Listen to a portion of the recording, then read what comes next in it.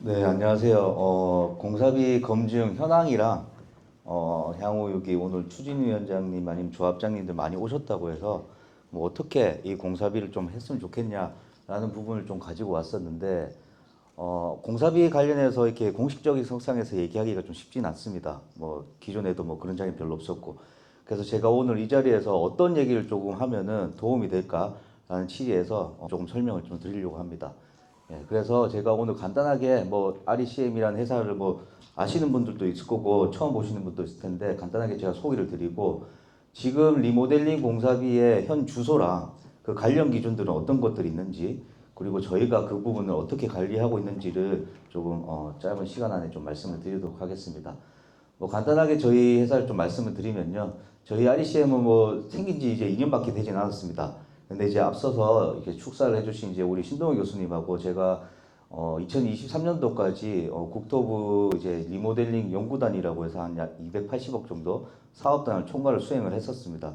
그러면서 수많은 단지들을 이제 리모델링 과정에서 많은 시행착오들을 이런 것들을 모니터링 해왔었고요. 그런 부분에서 이제 기술적인 부분 그리고 공사비 부분 이런 부분들에 대한 현안이 좀 중요하니까 이런 부분들 좀 쉽게 좀 관리할 수 있게끔 하는 방법을 좀 하려고 저희가 이제 기술적으로 관리하고 있는 이제 도화 구조랑 같이 아주대학교랑 함께 설립한 회사라고 봐주시면 될 것 같습니다.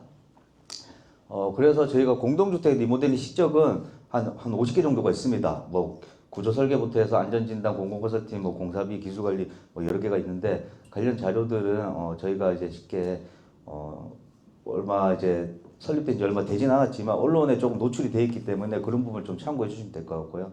저희가 단순히 단지에 대해서 이제 시장에 참여해서 관리할 뿐만 아니라 현재 기술적인 관리 부분 개발도 계속 꾸준히 하고 있습니다. 제가 이제 아주대 소속으로서 이제 기술 개발도 계속 하고 있기 때문에 리모델링 관련된 기술도 계속해서 하고 있다라고 봐주시면 될 것 같고 저희가 뭐 언론이 많이 보도가 좀 되긴 했습니다. 근데 이제 조금 말씀드리고 싶은 거는 저희가 정밀 견적을 통해서 리모델링 공사비를 좀 절감을 한 그런 실적을 좀 도출한 사례가 딱 두 건이 있습니다. 국내에. 그 두 개를 저희가 했었는데 이게 단순히 적산을 잘해서 뽑은 게 이렇게 결과가 나온 게 아니고 리모델링 공사는 신축하고 다르게 기존 골조를 존치하다 보니까 워낙 난이도가 높아요. 그래서 이 적산을 하는 과정에서 이 기술의 내용이 같이 연계가 돼야 되는 건데 단순 적사만으로는 한계가 있다 보니까 이런 성과들이 내기가 좀 어려운 부분이 좀 있는 것 같습니다. 예. 그래서 언론 보도는 뭐 나중에 좀 참고를 해주시면 좋을 거고요. 그래서 제가 조금 말씀드리고 싶은 거는 그러면 리모델링 공사비 그러면은 현재 주소랑 그 관련 기준들은 어떤 게 있을까? 리모델링 공사는 보시면 이 빨간색 줄이 조합이 당초에 계획했던 예산이라고 봐주시면 될 것 같아요. 그랬을 때 당초에 저희가 많은 모니터링 단지들을 봤을 때 이 조합에서 계획하고 있던 예산 대비 계속해서 올라갑니다. 근데 여기 보시면 이렇게 단계가 있잖아요. 이게 뭐냐면은 신축하고 다르게 리모델링은 설계 변경이 엄청 많이 일어납니다. 기존 골조를 존치하다 보니까 여러 가지 이슈들이 많아요. 그런 부분에서 이걸 어떻게 관리를 하고 막아줘야 되니 막아주면은 우리가 당초 계획했던 이 선에서 크게 벗어나지 않을까. 이 부분이 좀 중요한 부분이라 봐주시면 될 것 같고요. 그래서 이제 제가 앞서서 리모델링은 설계 변경이 많이 일어난다고 했습니다.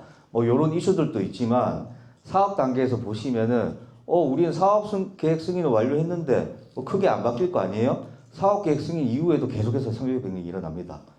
그리고 심지어 시공 후에도 설계 변경이 일어납니다. 막상 공사를 하려고 보니까 설계 도서하고 다른 부분도 있고 또 당초에 계획했던 게 공사를 하려고 보니까 공사 환경이 안 돼서 다시 또 변경해야 되는 그런 상황이 있기 때문에 이게 리모델링 공사에서 주요 특징이라고 보시면 될 것 같아요. 이런 설계 변경들이 많이 일어나는데 그러면 단순히 우리가 본계약을 할 때 그 설계 도서를 가지고 공사비를 검증을 하고 그 기준 가지고 협상을 잘한다고 해서 중요할까? 리모델링은 이 부분을 더 중요하게 봐주셔야 된다는 말씀을 꼭 드리고 싶습니다. 네, 그러면은 많은 사람들이 이렇게 저한테 물어보더라고요. 아니 재건축은 공사비 기준이 있는데 리모델링 없잖아요. 그럼 재건축은 어떻게 하나요? 재건축을 리모델링하고 다르게 도정법에 의해서 사업이 추진됩니다. 그래서 도정법 안에 보면은 재건축 공사비 기준이 있어요. 여기 보시면은 조합원이 20% 이상 요청하면은 검증할 수 있다. 그리고 당초 계획 검증을 받은 그 이후에 5% 10% 증액을 본계약 대비 증액했을 때 이 조건이 돼야지 검증을 해주겠다. 그리고 여기서 부동산 검증, 한국부동산원을 통해서 검증을 하고 그 이후에 또 3% 증액이 된다면은 또 검증을 해주겠다. 그래서 여기 보시면은 그 검증 결과 보고서를 저희가 봤어요. 그러니까 단순히 시공사 대비 물량하고 단가를 그냥 비교한 수준이고, 여기 검증을 한다고 해서 사람들이 다 협상이 되는 줄 알고 계세요. 이 법적인 내용을 가지고 보시면은 한국부동산원은 이 기준을 통해서 공사비 검증의 이런 결과들을 그냥 보고서만 작성을 해주는 역할을 하는 것이지, 협상에 참여해서 협상이 완료되는 것까지 관여는 하지 않습니다. 그래서 요게 이제 있는데, 그럼 리모델링 공사는 올해 9월 7일 날 주택공급 확대 방안에 보시면은 공사비 검증을 도입을 하겠다라고 해서 리모델링 공사비 검증에 대한 내용이 좀 언급이 됐습니다. 근데 이제 세부적인 기준은 없겠죠. 그래서 제가 이제 뭐 앞에서 이제 저희 리모델링 융합학회 신동원 회장님하고도 이 부분을 계속해서 논의를 하고 있는데, 제 앞에서 보시는 재건축 공사비 검증 기준만 가지고 여기 도입은 하면 안 된다라고 제가 한번 말씀을 드린 적이 있어요. 왜냐하면은 리모델링은 설계 변경이 많기 때문에 그 설계 변경에 대한 장치가 여기 재건축에는 없어요. 그게 많이. 그런 부분들을 좀 많이 대응할 수 있는 기준이 좀 만들어졌으면 좋겠다는 의견을 좀 개진을 하고 있다고 보시면 될 것 같습니다. 네, 그래서 그러면은 RECM에서 공사비를 하고 있다고 하는데 어떻게 하고 있습니까? 그런 부분이 조금 도움이 될까 해서 제가 좀 가지고 왔습니다. 여기 리모델링 사업 절차를 보시면은 크게 세 단계로 나눌 수 있어요. 세 단계로 나뉜다는 게 설계 도서의 수준입니다. 공사비를 뽑으려면은 가장 기본이 되는 게 이제 설계 도서를 가지고 공사비를 뽑을 텐데, 보시면은 조합 설립될 때까지는 추진위원회 단계 때 건축 설계사를 뽑기 때문에 가장 기본적인 내용만 나옵니다. 그리고 건축 심의 도서까지 나오면은 이제 구조 토목이나 이런 세부 분야가 나오지 않기 때문에 이 건축 심의 도서까지는 정밀 견적을 보는 데는 좀 한계가 있습니다. 그래서 많이 누락되는 상황이 많이 생기죠. 그러니까 뒤쪽에서 실시 설계를 가지고 비교를 했을 때 오차가 많이 발생할 수 있다는 부분을 보시면 될 것 같고, 그럼 언제부터 할 수 있을까요? 저희가 사업계획, 지금 현재에서는 많은 단지들이 사업계획 승인이 완료되면 그 도서를 가지고 하고 있어요. 근데 이제 조금 이제 기술적으로 관리가 필요한 부분들을 좀 인지한 단지들이 많다 보니까 이 사업계획 승인 도서에서 조금 공사비에 임팩트가 있는 이런 부분들을 설계 도서에 최대한 묻혀서, 그리고 실시 설계 도서와 좀 최대한 나중에 변경되는 것 리스크를 좀 줄이기 위해서 견적용 설계 도서라는 작업을 조금 하고 있습니다. 일부 단지에서는. 여기 가지고 나중에 이제 지금 정밀 견적을 하고 있는 수준이라고 봐주시면 될 것 같고요. 요때 다 나오는데 이때 하면 안 돼요? 사실상 사업계획 승인 완료 후에 실시 설계 도서가 만들어지는 그 과정에서 본계약이 이루어지기 때문에 한번 기준값을 도출해야 돼서 이 부분에서 지금 현재 진행이 되고 있다고 봐주시면 될 것 같아요. 그래서 보시면은 그럼 여기랑 도대체 어떤 차이가 있을까요? 제가 많이는 못 보여드리겠지만 가장 대표적으로 철거 평면도를 가지고 좀 말씀을 드리면은, 이 철거 평면도라는 거는 건축 심의 도서 때까지는 나오진 않습니다. 그래서 이게 철거에 관련된 내용들을 나중에 공사비 뽑는다 하더라도 이런 부분들에 대해서는 추정값이 들어가거나 아니면 누락이 될 수 있겠죠. 근데 이제 뭐 사업계획 승인 완료가 된 도서를 보시면은 실시설계 도서 비교했을 때 철거에 관련된 내용이니까 이거를 철거를 하기 위해서 일부 뭐 잭 서포트나 이런 가설 부강을 해야 되는데 그런 내용이 일부 누락된 부분들이 많이 있어요. 요거는 이제 사소한 거지만 좀 크게 보시면은 우리가 95년도 이후에 준공된 단지들을 보면은 지하 주차장이 기존 있습니다. 꽤 많이. 근데 우리 느티 3단지 같은 경우에는 그 전에 됐기 때문에 기존 주차장이 지하 1층이거나 없는 부분이 많아요. 그러니까 지하 주차장을 철거를 하거나 이런 관련된 공사비가 굉장히 많은 영향을 미치는데, 단순히 그런 사례만 보면 안 되기 때문에 이런 부분에서 조금 챙기고 볼 거냐 안 볼 거냐가 나중에 큰 차이가 있다고 봐주시면 될 것 같아요. 그래서 제가 말씀을 드리고 싶은 거는 단순 적사만으로 리모델링을 하는 한계가 있고, 이런 기술적인 부분들에 대해서 공사비에 임팩트 있는 영향들이 어떤 부분들인지 사전에 설계 작업을 하는 데서 같이 관련해서 봐야지 나중에 좋은 공사비 협상이 이루어질 수 있다라고 좀 말씀을 드리고 싶습니다. 그럼 언제 해야 될까라고 봤을 때 뭐 많은 단지들이 있으니까 뭐 건축 심의를 완료를 한 단지도 있고 안 한 단지도 있고 사업계획 승인 완료 안 한 데도 있고 뭐 단계별로 다 있을 거예요. 제가 조금 권장드리고 싶은 거는 사업계획 승인 도서가 완료되기 전까지 최대한 조금 기술적으로 검토를 해서 추후에 공사비에 좀 영향이 많은 부분들, 아까 뭐 예시로 주차장이나 뭐 이런 부분들이 있는데 단지마다 컨디션이 다 틀립니다. 단지에서 기술적으로 공사비가 좀 영향이 있는 부분들은 최대한 여기 설계도서에 조금 반영을 하십시오라고 좀 말씀을 드리고 싶어요. 그런 부분들에 대한 기술 관리가 좀 필요할 거고, 그게 좀 어느 정도 되면은 본계약을 위해서 이제 공사비 기준을 도출합니다. 그럼 그게 기준값이 될 거고, 이때 이제 본계약 이후에 CC 설계 도서까지 많은 설계 변경이 일어납니다. 구조굴토심이나 뭐 해체심이나 2차 안전진단이나 여러 가지 인허가 과정을 거쳐서 설계 도서가 많이 바뀔 텐데, 그때 요 기준 대비 어떤 내용들이 바뀌었는지를 잘 관리를 해야지, 아니면은 시공사가 요청하는 그 공사비가 정말 맞는지 안 맞는지를 조합은 판단할 수 없는 것이죠. 그런 부분들을 좀 잘 관리를 해야 되기 때문에 단순 적산만으로는 힘들다라는 게 제가 보고 있는 입장이라고 봐주시면 될 것 같습니다. 그러면 어떤 부분을 봐야 될까요? 이제 기술적인 부분 없이 단순 적산만 보게 되면은 이렇게 기술 리모델링에서는 기존 골조를 가지고 관련된 공사들이 많은데, 공정들이나 기술들이 누락되는 상황들이 많이 발생합니다. 일반 적산 업체들은 기존에 이제 신축이나 재건축 이렇게 신축 기준으로 적산한 경험들이 많기 때문에 이런 부분들은 놓치는 범위가 많고요. 그리고 산출서에서 이제 뭐 내역서로 넘어가는 과정에서 뭐 고려적산이나 이런 프로그램 통해서 적산업체에서 인력이 하나하나 이제 다 관리를 하고 있습니다. 한 사람이 하는 게 아니고 팀 내에서 여러 사람이 하다 보니까 기준 체계나 이런 게 다 틀릴 수가 있는 거죠.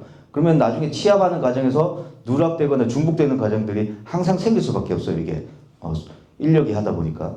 그래서 저희는 이런 부분들을 좀 조합이 쉽게 볼 수 있게 이 구조 물량에 대한 구조 체계도 조합이 좀 볼 수 있게끔 저희가 좀 고민을 해서 많이 좀 개발한 부분이라고 보시면 될 것 같고, 이런 과정들이 좀 발생하지 않게 저희가 이 시스템으로 좀 구축을 했습니다. 그럼 어떤 시스템이 있는지는 제가 좀 뒤쪽에서 말씀드릴게요. 그래서 리모델링 공사비는 저희가 막상 하게 되면은 뭐 수량 산출서, 실내역서, 인위대가표, 단가조서 뭐 이런 게 나오고 있는데, 얘가 나중에 결과물을 뽑아보면 인쇄를 하게 되면은 A4 박스로 수십 박스가 나옵니다. 이걸 조합이 보고 관리하고 하기는 힘들죠, 이게. 그래서 저희가 당초에 처음에 접근했을 때는 이걸 조합이 좀 쓸 수 있게끔 한 권의 보고서로 좀 만들어주고 그 보고서를 좀 쓰게 하자라고 해서 저희가 이걸 만들었습니다. 그럼에도 불구하고 이 보고서조차도 보는데도 한계가 있다. 이게 이제 비전문가니까 당연하다고 저는 생각을 해요. 그래서 저희가 조금 지금 검토를 해서 조합한테 조금 하려고 하는 이제 개발해 놓은 게 뭐냐면은, 저희가 프로그램을 관리하고 모니터링하는 프로그램을 개발을 했습니다. 이게 뭐냐면은 앞에서 도출한 산출 내역서나 뭐 단가 조서나 이런 것들을 이 프로그램 안에 다 학습을 합니다. 수십 박스가 되는 내용을.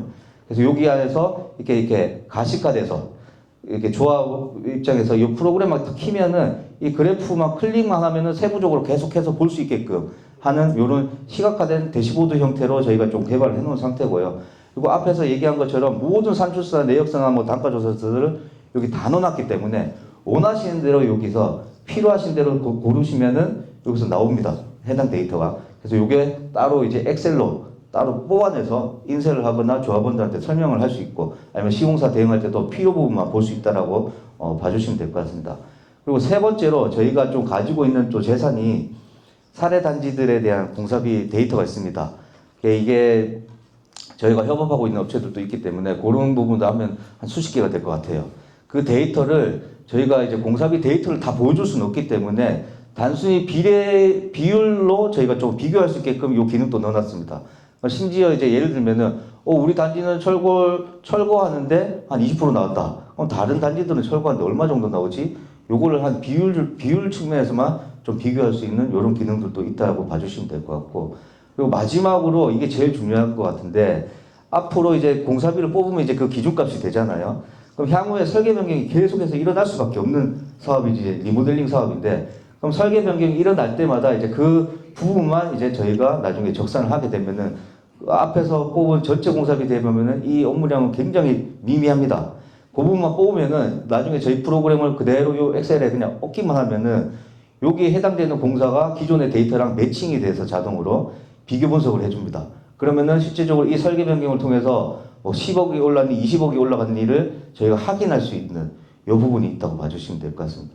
그래서 제가 항상 말씀드리고 싶은 거는, 단순 적산만으로는 충분히 가능하겠지만 리모델링 사업은 이런 기술적인 연계가 안 되면은 공사비를 나중에 협상하는데 한계가 있을 겁니다. 그래서 기술 부분을 같이 연계해서 공사비를 좀 검토해 주십사 좀 부탁드리고 싶어서 제가 오늘 이 자리에서 좀 발표를 하게 됐습니다. 예, 감사합니다.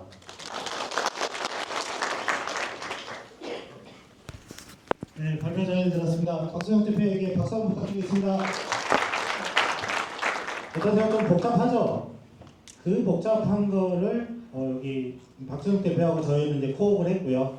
저희가 공사비 협상을 2번 할 때 이런 보고서를 베이스로 했기 때문에 오랜 시간 싸우지는 않았어요. 조합 사업에 있어서 시간은 돈인 거 아시죠? 제가 좀 이따 말씀드릴 텐데 평당 5만 원 깎으려고 6개월 동안 협상을 했다. 그래서 나 깎았다. 깎아진 거예요. 엄청난 손해를 한 겁니다. 그만큼 조합 사업은 시간 대 비용이기 때문에 그런 부분을 잘 고려하셔서 사업을 하시면 좋을 것 같습니다.